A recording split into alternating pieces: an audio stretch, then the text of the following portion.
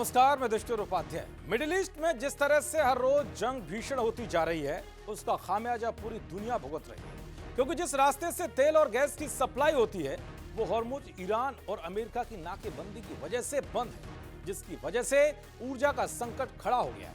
जिस वक्त पूरी दुनिया तेल गैस की किल्लत से परेशान है, ठीक उसी वक्त भारत अपनी कूटनीति के जरिए इस किल्लत को दूर करने के लिए नए नए रास्ते निकाल रहा है। खासकर इस संकट की घड़ी में भारत का सबसे पुराना और भरोसेमंद दोस्त रूस कंधे से कंधा मिलाकर भारत के साथ खड़ा दिखाई दे रहा है। जहां हाल ही में रूस के विदेश मंत्री सरगेई ने ऐलान करते हुए कहा था कि पश्चिमी देशों के तमाम दबाव के बावजूद भारत को तेल, गैस और कोयले की सप्लाई में कोई भी कमी नहीं होने दी जाएगी।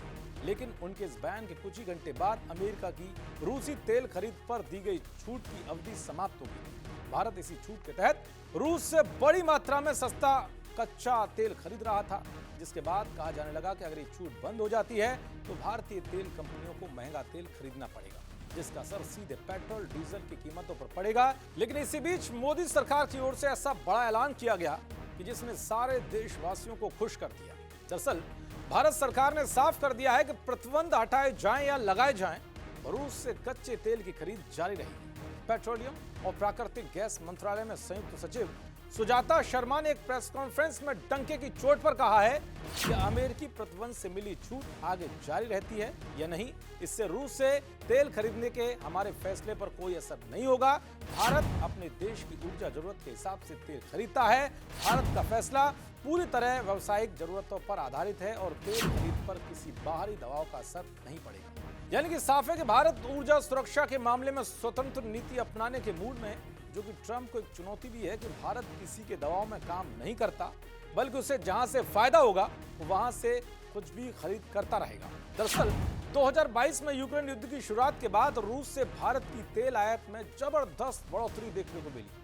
युद्ध से पहले भारत के कुल तेल आयात में रूसी कच्चे तेल की हिस्सेदारी सिर्फ 0.2% से 1% के बीच थी। हालांकि अब यह आंकड़ा बढ़कर लगभग 35% से 40% तक पहुंच गया है। हालांकि अमेरिकी दबाव और टैरिफ नीतियों के कारण जनवरी 2026 तक ये घटकर 20.6% रह गया। अप्रैल और मई महीने में मिली अमेरिकी छूट के दौरान भारत में रूसी कच्चे तेल का आयात बढ़ा है। इससे रूस भारत का सबसे बड़ा तेल आपूर्तिकर्ता बन गया है।